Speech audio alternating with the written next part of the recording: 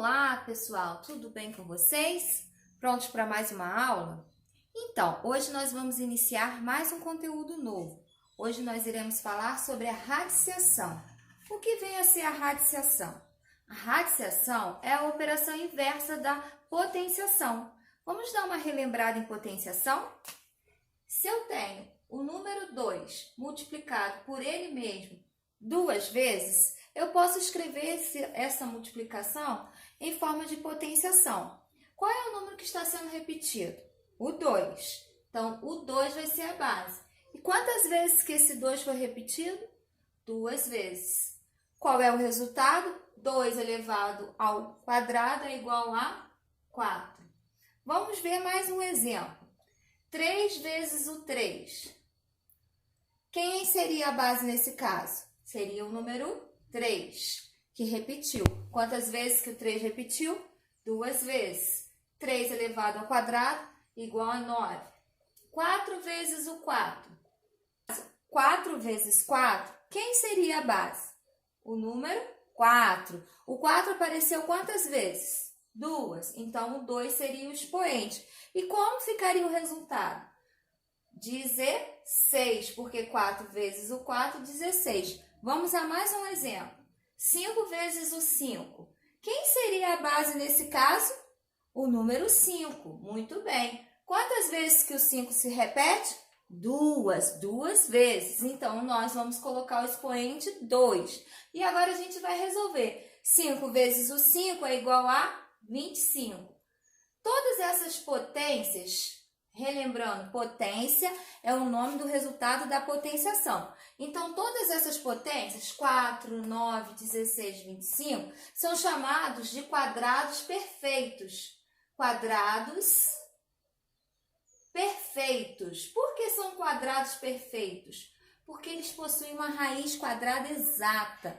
Lembram que no começo do vídeo eu disse que a radiciação é a operação inversa da potenciação?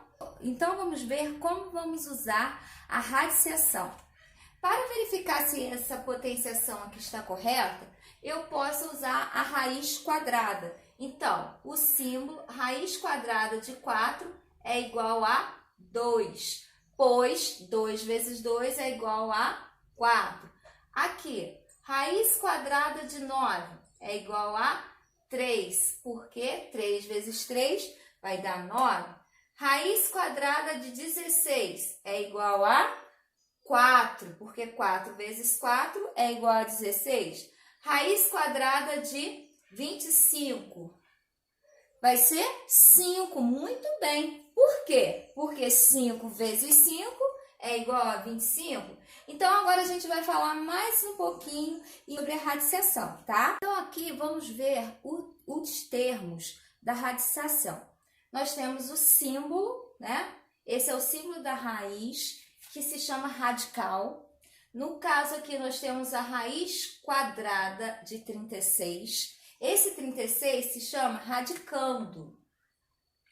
Aqui, quando a raiz é quadrada, ela não apresenta um númerozinho aqui. A gente só faz o desenho do símbolo.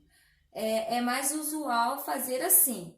Mas também podemos colocar aqui o número 2. Esse númerozinho que fica aqui, ele se chama índice. Então, nós temos o radical, que é o símbolo, o índice, que é esse número que fica aqui, e nós temos aqui o radicando. O radicando é sobre o radicando que a gente vai achar a raiz quadrada. Então, a gente vai pensar raiz quadrada de 36. Qual é o número que se multiplica por ele mesmo e a gente encontra o 36? Se a gente for lá na tabuada do 6, a gente vai observar que 6 vezes 6 é 36. Então, raiz quadrada de 36 é igual a 6, pois 6 vezes o 6 é igual a 36. Vamos aqui a mais alguns exemplos. Raiz quadrada de 100. Percebam que dessa vez eu já não escrevi o índice, né? Aqui está puro, mas a gente sabe que quando está puro, o índice é 2. Ou seja, um número multiplicou ele mesmo duas vezes e aí a gente encontra esse radicando aqui. Vamos pensar. Qual seria a raiz quadrada de 100? 10. Por quê? Pois 10 elevado ao quadrado, que é a mesma coisa que 10 vezes 10, vai ser 100. Muito bem. Próximo, raiz quadrada de 49. De novo, o índice não aparece. Então, aqui eu estou falando de raiz quadrada. Um número foi elevado ao quadrado e achamos o 49. Quem seria esse número? O 7, pois 7 ao quadrado é a mesma coisa que 7 vezes 7, que é igual a 49. Raiz quadrada de 64. Nós temos o radicando, que é o 64. Nós temos o índice que não aparece, nesse caso é o 2. Então, aqui, raiz quadrada de 64 seria 8. Lá na tabuada do 8, 8 vezes 8 é 64. Então, seria 8, pois 8 elevado ao quadrado é a mesma coisa que 8 vezes 8, que vai dar 64. E o último exemplo, raiz quadrada de 9. Qual é o número que se multiplica por ele mesmo duas vezes, porque é raiz quadrada, e dá o 9? 3, pois 3 ao quadrado é igual a 3 vezes 3, 9. Muito bem. Vamos a esse exemplo. Imagine esses números quadrados perfeitos. Números quadrados perfeitos são os resultados das multiplicações do número por ele mesmo. Por exemplo, 1 vezes o 1, 1. Então, 1 é um quadrado perfeito. 2 vezes o 2, 4. Então, o número 4 é um quadrado perfeito. 3 vezes 3, 9. Então, 9 é um quadrado perfeito. Então, imagine esses quadrados perfeitos aqui e essa reta numérica numerada do 0 até o 9, em que eu tivesse que localizar a raiz quadrada desses números quadrados perfeitos. Então, aonde eu colocaria a raiz quadrada de 1? Qual é a raiz quadrada de 1? Raiz quadrada de 1 seria 1, pois 1 ao quadrado é igual a 1 vezes o 1, que é 1. Então, eu viria aqui em cima do número 1 e iria escrever raiz quadrada de 1. Agora, eu vou localizar a raiz quadrada de 4. Aonde estaria a raiz quadrada de 4 aqui na reta numérica? Muito bem, em cima do número 2, porque raiz quadrada de 4 é igual a 2. 2 vezes 2, 4. Aonde estaria a raiz quadrada de 9? Pense um pouco. Qual é o número que multiplica ele mesmo e dá 9? 3. Então, a raiz quadrada de 9 seria 3. Eu iria colocar a raiz quadrada de 9 aqui. Aonde eu colocaria a raiz quadrada de 16? 16. Quando é que o número se multiplica e dá 16? Na raiz quadrada de 16 seria 4. Qual seria a raiz quadrada de 25? 5. Porque 5 vezes 5, 25. Qual seria a raiz quadrada de 36? 6, pois 6 vezes 6, 36. Qual seria a raiz quadrada de 49? Acertou quem disse 7, pois 7 vezes 7, 49. Qual seria a raiz quadrada de 64? 8. Raiz quadrada de 64 seria 8, pois 8 vezes 8, 64. E por último, aonde estaria localizado a raiz quadrada de 81? A raiz quadrada de 81 estaria localizada no 9, pois 9 ao quadrado é igual a 81. Agora, existem números que não possuem raiz exata. Vamos observar, raiz quadrada de 7. Vamos pensar, existe um número que multiplica ele mesmo e dê 7? Não, não existe. Nós podemos obter o 7 através da seguinte multiplicação. 1 vezes o 7 ou 7 vezes o 1. E aí, nesse caso, os fatores não são iguais. Então, a raiz quadrada de 7 não é uma raiz exata, mas a gente consegue localizar a raiz quadrada de 7 na reta de forma aproximada. Vamos imaginar quanto será que é a raiz quadrada de 7?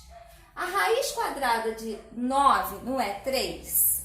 A raiz quadrada de 4 não é 2? Então, a raiz quadrada de 7 estaria aqui, ó, nesse meiozinho aqui, estaria entre os números. Estaria entre os números 2 e o número 3. Estaria aqui, ó, nesse pedacinho da reta, nesse segmento de reta. Raiz quadrada de 67. De novo, 67 tem raiz exata? Não, não existe uma multiplicação de fatores iguais em que resulte 67. Então, a raiz quadrada de 67 também não é uma raiz exata, mas a gente pode ter uma ideia de onde, mais ou menos, nós podemos achar a raiz quadrada de 67. Então, olha só, nós temos a raiz quadrada de 64 e a raiz quadrada de 81. Então, será que a raiz quadrada de 67 está entre o 8 e o 9? Está nesse trecho dessa reta, desse pedacinho desse segmento? Sim, a raiz quadrada de 67 vai estar por aqui. Então, a gente pode responder que está entre os números 8 e 9. Muito bem. Vamos ver se a gente já entendeu? Vamos pensar aí. Raiz quadrada de 90? 90 tem raiz quadrada? Não. De novo, não existe um número que multiplique ele mesmo e a gente ache 90. Então, não existe uma raiz quadrada exata, mas existe aproximada. Vamos imaginar, a raiz quadrada de 90 estaria entre o 9, depois do 9 aqui, gente, seria a raiz quadrada de 100, que seria o 10, né? Então, a raiz quadrada de 90 vai estar entre o 9 e o 10. Então, a gente também pode dizer que está entre os números 9 e 10. E a raiz quadrada de 44? Olhando, vamos ver se a gente já entendeu. A raiz quadrada de 44 estaria entre esse trecho aqui do segmento. Ela estaria entre a raiz quadrada de 36 e entre a raiz quadrada de 49. Então, aonde estaria a raiz quadrada de 44? Muito bem, entre os números 6 e 7. Isso aí, entre os números 6 e 7. Então, gente, quando o número ele não tem a raiz exata, a gente pode pensar na raiz aproximada. A gente faz um cálculo aproximado e a gente sabe mais ou menos onde esse número está, se está entre quais outros números. Agora vamos falar um pouquinho sobre a raiz cúbica. Raiz cúbica, lá no índice, a gente encontra o número 3. A gente vai pensar em um número que foi multiplicado por ele 3 vezes. É o número sendo multiplicado 3 vezes por ele mesmo. Então, vamos observar essa sequência de números. 0, 1, 8, 27, 64 e 125. Qual seria a regra de formação dessa sequência numérica? Como que eu obtenho esses números? Fazendo o quê? Acertou quem disse que é elevando o número ao cubo. Esses resultados é a potência de um número elevado ao cubo. Então, 0 ao cubo seria 0. 1 elevado ao cubo, 1. 2 elevado ao cubo, 8. 3 elevado ao cubo, 27. 4 elevado ao cubo, 64. 5 elevado ao cubo, 125. O que é elevar um número ao cubo? É pegar esse número e multiplicar. 2 vezes 2 vezes 2. 2 vezes 2, 4. 4 vezes 2, 8. 3 ao cubo. 3 vezes 3 vezes 3. 3 vezes 3, 9. 9 vezes 3, 27. Então, aqui nessa sequência, a gente encontra os números que foram elevados ao cubo. Veja mais um exemplo de raiz cúbica. Aqui nós temos o símbolo do radical. Nós temos o radicando, que é 64, e nós temos o 3, que é o índice. Nesse caso, nós temos que escrever o índice 3, Porque se a gente não colocar o índice, a gente vai estar falando de raiz quadrada, mas agora a gente está falando de raiz cúbica. Então, vamos pensar, qual é o número que se multiplica por ele mesmo 3 vezes e vai dar o 64? Acertou quem disse 4, pois 4 ao cubo é a mesma coisa que 4 vezes 4 vezes 4, 64. Raiz cúbica de 64 é igual a 4. Agora, vamos saber qual seria a raiz cúbica de 216. Raiz cúbica de 216. Vocês lembram da decomposição de um número composto em fatores primos? Então, a gente coloca o 216, que é o radicando, a gente traça a linha vertical e aí a gente vai, do lado direito da linha vertical, só pode ter números primos. Números primos são aqueles que só têm 2 divisores, o 1 e ele mesmo. O único número par que é primo é o número 2. Então, vamos lá. 216 é um número par. Então, o primeiro número primo que divide o 216 é o 2. 216 dividido por 2 dá 108. 108 ainda é um número par. Então, a gente de novo vai dividir o 108 por 2. 108 dividido por 2, 54. 54 ainda é um número par. Então, a gente vai dividir o 54 novamente por 2. 54 dividido por 2, 27. 27 já não é mais par. Então, não posso mais dividir por 2. Qual é o próximo número primo que divide 27? Muito bem, o número 3. 27 dividido por 3 dá 9. 9 dá para dividir ainda por 3. 9 dividido por 3, 3. 3 dividido por 3, 1. Então, aqui a gente fez a decomposição do número 216 em fatores primos. Para que a gente está fazendo isso? Nós estamos tentando descobrir qual foi o número que multiplicou por ele mesmo 3 vezes e deu 216. Alguns números é fácil a gente achar na cabeça, outros a gente precisa da fatoração. Então, agora a gente vai voltar e vai observar qual é o índice. Não é o índice 3? A gente vai agrupar esses fatores primos de 3 em 3. Ó, aparecem 2, 2 e 2. Aparecem 3 números 2. Então, eu vou escrever 2 elevado ao cubo vezes... Embaixo aparecem 3 números 3. Então, eu vou escrever 3 elevado ao cubo. Vou colocar dentro do radical essa multiplicação de potências. Observe que o expoente do número é igual ao índice. Então, a gente vai cortar o índice com o expoente e vai sair de dentro, o símbolo do radical não vai existir mais e só vai sair a multiplicação. 2 vezes 3 é igual a 6. Qual é a raiz cúbica de 216? 6. Pois 6 ao cubo é a mesma coisa que 6 vezes 6 vezes 6. 6 vezes 6, 36. 36 vezes 6, 216. Raiz cúbica de 216 é 6. Próximo exemplo. Raiz cúbica de 343. Nós devemos pensar em um número que multiplicou ele mesmo 3 vezes e dê 343. Nós podemos aqui também fazer algumas estimativas. A raiz cúbica de 216 não é 6? Então, a raiz cúbica de 343 é maior que 6. Por quê? Porque se 6 dá 216, como a gente pode fazer através de estimativa? Qual seria um número que eu poderia testar maior que 6? O 7, né? Então, eu poderia fazer 7 vezes 7 vezes 7 e verificar se dá 343. 7 vezes 7 dá 49. 49 vezes 7 vai dar 6. 7 vezes 4, 28. 28 mais 6, 34.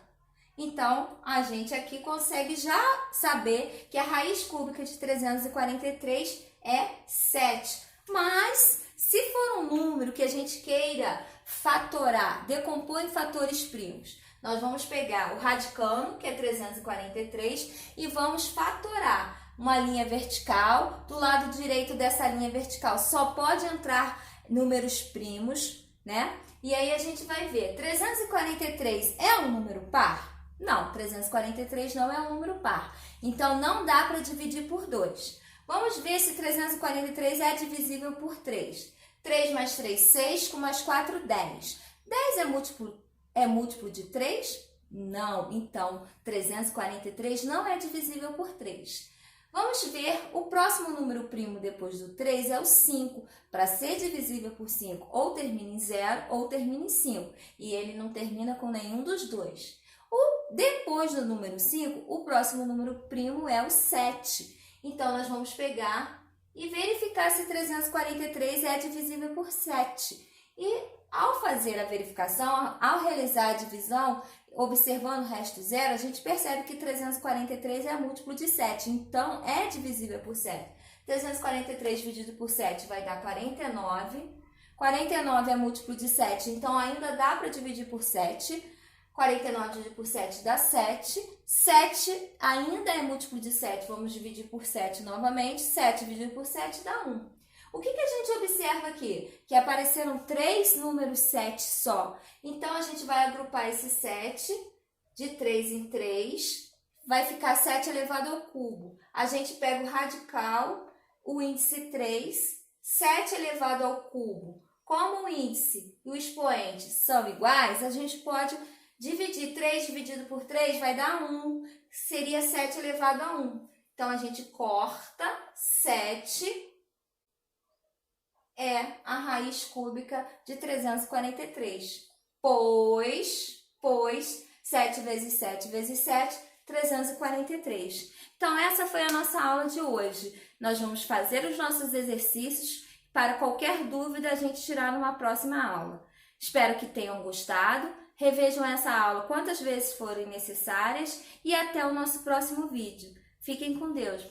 Tchau!